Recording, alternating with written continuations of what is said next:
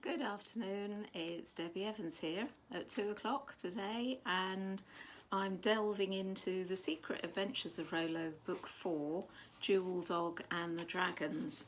Rolo is around and he may well come and join me. He's just run out into the garden. So this is chapter 4, Rolo and King Alfred the Great. Mum, why was King Alfred called Alfred the Great and not Alfred the First? Asked the floppy-haired boy.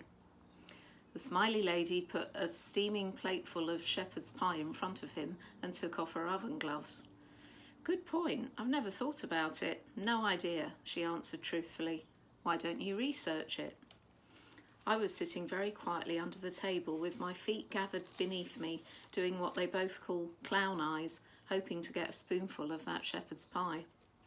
The smiley lady went to the sink and filled the empty dish with soapy water.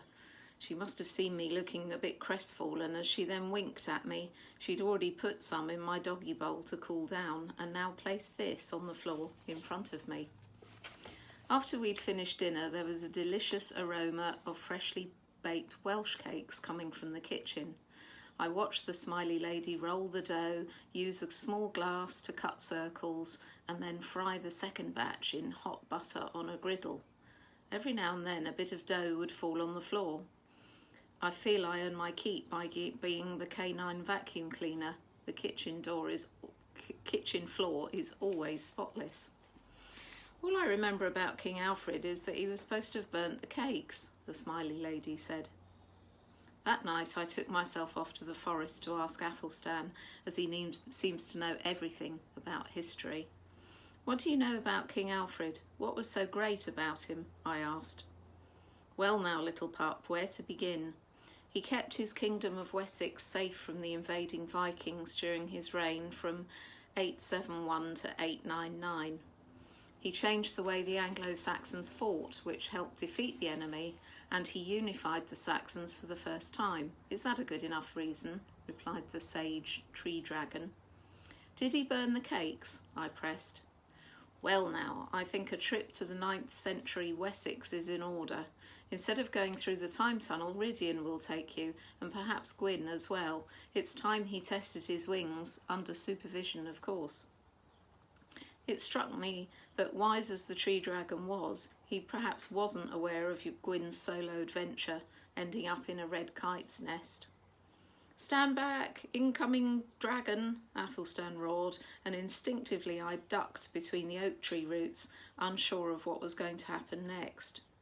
There was a great whooshing, followed by a flapping of powerful wings, and Rhydian the Welsh dragon landed deftly in front of the tree where I had just been standing. If I'd stayed there, I would have been squashed.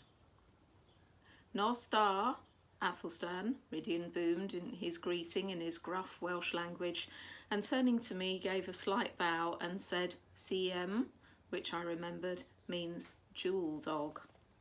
Formalities over, Rhydian the great red dragon laid flat on the forest floor, and put his mighty tail out behind him like a drawbridge.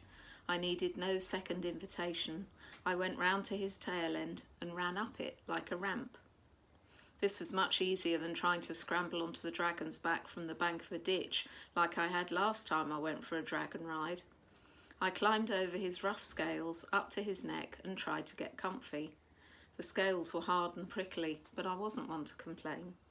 Wait for us! I heard the tinkling voice of Julia and was amazed to see her perched on Gwyn's back, holding her lantern high and steering him with small reins gathered in one hand. The woodland girl's face was a picture of concentration as they swooped in low through the trees to join us. Whoa, she soothed, pulling on the reins. They came into land in a much more ungainly fashion than the red dragon. Julia did well to keep her seat. Roro, burbled Gwyn. I think he was pleased to see me. We need to work on your landing skills a bit, said Julia, repositioning herself on the young white dragon's back. I could see he was just the right size for her to ride. He certainly wasn't ready to take the weight of anything bigger yet. How are we going to go back in history if we're not using the tunnel? I asked. I knew I'd travelled back to the Iron Age by dragon before, but I couldn't remember how we'd done it. "Wait and see," said Athelstan with his customary mysteriousness. Well, that told me. I waited and watched. We bade farewell to the amused tree dragon.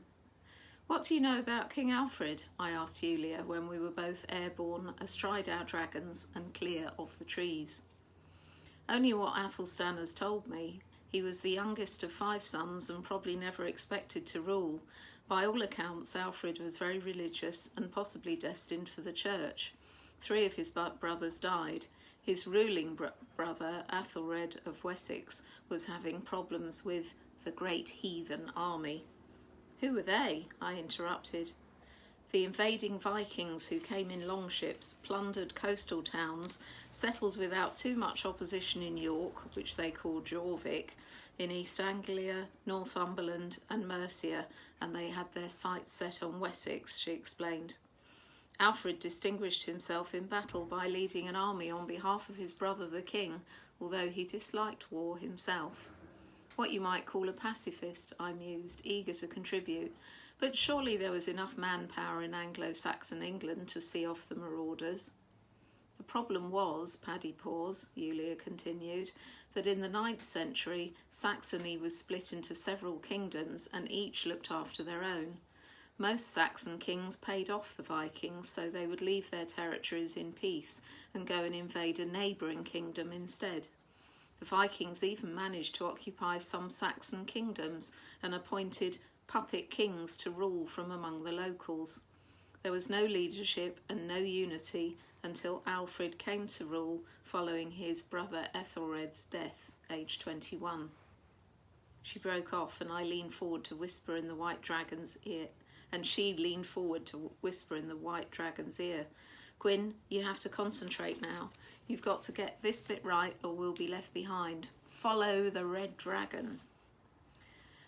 The young white dragon slowed his pace a fraction and tucked in behind Rydian as it instructed. What happened next I'm not too sure about, as I felt a bit travel sick, but we seemed to ascend rapidly above the clouds, and as we wove in and out, we made a big figure of 8 in the sky. I glanced behind to see if Gwyn had kept up, and sure enough the white dragon's expression was focused on this tricky manoeuvre. I looked in a forward direction again as I didn't want to throw up, and then when we reached the point of the figure of 8 from where we had started, we suddenly swooped low underneath the cloud line. I heard Julia's voice call anxiously to her steed, "Remember to dip your wings." And sure enough, we had done it, rolled back the centuries, and 2 dragons and their riders touched down in 9th century Wessex. The landing site was a bit boggy. When I disembarked, I felt my paws sinking into the mud. I wondered where we were exactly. Rydian answered my thought. He seemed to have the same mind-reading power that Athelstan had. "Somerset Marshes, CM," he replied, "in the year 878, if I've done this right." What would happen next, I wondered. I could see armed men ranging about the marshes, and, by the looks of their weapons and the style of their helmets, they were Saxon. They wore rounded helmets which came right round their faces, covering their ears. The men carried wooden shields, axes, swords, spears, and some had bows and arrows. There were no sign of any horses. This Wessex army was made up of foot soldiers, which meant a battle might resemble a giant rugby scrum, with the addition of lots of shouting and lethal blows from their heavy weapons. The Saxons appeared to be big stocky men, more used to ploughing a field than wielding a sword, but with plenty of muscle power between them. Julia and the dragons went to find somewhere to hide, but I thought I'd hang around to get a better look. One of the soldiers spotted me, and I was immediately picked up by strong, rough arms, fussed and carried into a hut, where I was placed at the feet of none other than Alfred, the King of Wessex himself. My first impression was that the king didn't look too great. Pale, thin, and he kept clutching his stomach. He seemed to be in a lot of pain. I wondered if Julia might be able to help him. She's good with healing herbs and nature and such like. I wondered if I could fetch her.